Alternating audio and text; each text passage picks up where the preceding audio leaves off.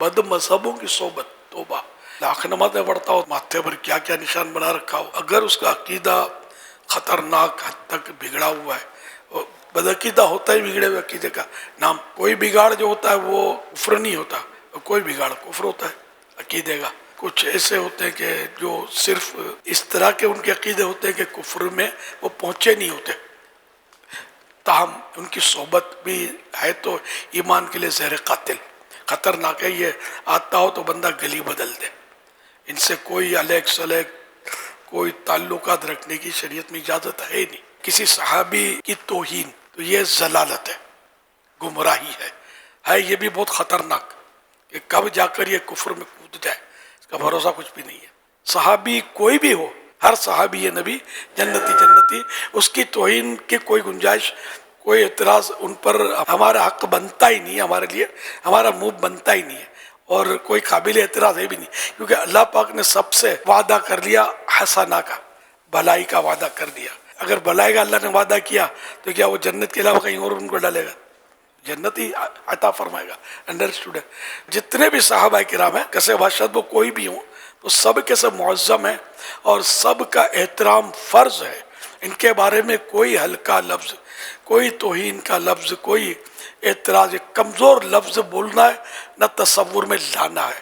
یہ سب ہمارے آقا ہے. اللہ پاک کے پیارے میرے آخری نبی صلی اللہ علیہ وسلم نے ارشاد فرمایا، اللہ پاک جب کسی بندے سے بھلائی کا ارادہ فرماتا ہے تو اس کے دل میں میرے تمام اصحاب کی محبت کو ڈال دیتا ہے. کتنا بڑا کرم ہے اللہ پاک کا ہم غلامان صحابہ والے بیت پر، کہ ہمارے دل میں محبت ڈالی ہے اسی رب نے.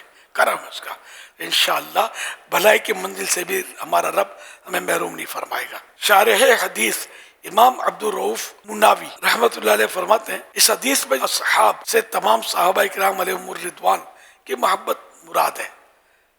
یہاں تک کہ اگر کوئی شخص بعض صحابہ کرام سے تو محبت کرتا ہے لیکن بعض کے متعلق بغض و نفرت کے جذبات بھی رکھتا ہے تو ایسا شخص اس بشارت میں داخل نہیں، یعنی اس کے لیے بھلائی نہیں ہے. اور جس کے لیے بھلائی نہیں ہے وہ جہنم میں جانے کے لیے اپنے آپ کو تیار کرے. نہ رب کی طرف سے جس کے لیے بھلائی نہیں ہے تو اس نے جہنم سے بچنا کب ہے؟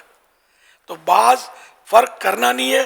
ہر صحابی یہ نبی جنتی، کسی پر اعتراض بنتا ہی نہیں ہے. بڑا بچ بچ کر، سنبھل کر قدم پھونک پھونک کے اٹھانا ہے. اسی لیے مطلب یہ کہ صرف اور صرف عاشقان رسول، عاشقان اولیاء، عاشقان صحابہ اہل بیت کی صحبت رہے، انہی کو سنیں.